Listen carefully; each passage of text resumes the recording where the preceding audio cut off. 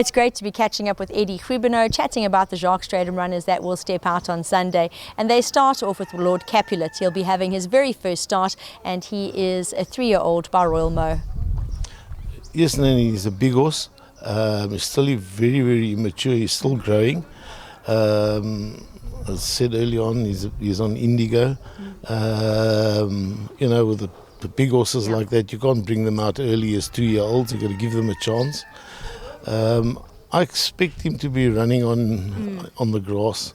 He's got a big action, but I just think he'll lack the experience, and the weather stays the way it is, and we stay on the grass. And hopefully run into the back end and quartets for us and show that there's something coming, because he could possibly be our derby horse for next year. So is something to look forward to. Lord Capulet, who will be having a run of experience to bring him on. In race 5, the yard will step out the 3 runners. Now, Twice in Camden we're not going to touch on, because she's still got to get her run under the belt on Friday. But the horses we will look forward to seeing, Opera Swing, who joins us here in Pick. She's in fantastic form and was once again a well-deserved winner last time out. And she meets her arch rival and stable companion, State of Mind. Yeah, Nabel and Nadine, the two of them at work, there's very little between them. On the day, it's the one who gets the better run. I do think that Opera Swing is a better horse on the poly than the grass, and State of Mind doesn't mind the surfaces. So I think that State of Mind will be the preferred runner of the stable on the day. But you know what? These are athletes, and they put egg on our faces when we least expect it. So I think Robert is down to rider, and Jason the other one. So we'll take our chances with her. She's looks like she's been entering herself into every race. I think we must take her pen away, and she needs a bit of a break from racing.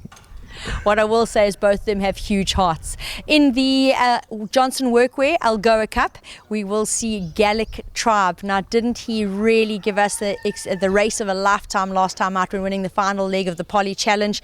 And you'll be optimistic about his chances here. Yes, Nadine, first time going 2,000 for us. If you go back in his career when he was in Cape Town, he did do 1,800 meters. We don't seem to fear the 2,000 meters, but it's the way he needs to be ridden. And as you saw in the last meeting, he's not the easiest of rides. So we'll be hoping for our best, and the Cape Raiders, everybody else here. So you haven't got a ticket, you haven't got a chance, but it'll be nice for Port Elizabeth to win it for a change.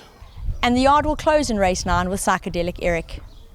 And Nadine is, the way he works at home, he's one of those horses that absolutely, if you want to work a horse and give it a good workout, you work him with Psychedelic Eric. They can't beat him at work, they can't beat him on the sand. And then when come race day, things just don't pan out with him. They loaded him last or second last this time. He ran an improved race over the mile, and I just think maybe he needs a bit further, and we've got to go somewhere now with him, because a horse can't work the way he does and not perform on race day. So I'm really excited about him going the distance over a bit of ground. Okay. And hopefully he's one of those. In the old days, the Hennessy's, Barnard and Hemming, that's all she bought. And the Hennessy's all won over 2,000 meters, 2,400 meters. And here we've been running a gelding out of a Hennessy mare, and we're saying, you must sprint, you must sprint, you must sprint. So maybe we've woken up a bit late, but hopefully we have. Let's hope for the best for Psychedelic Eric.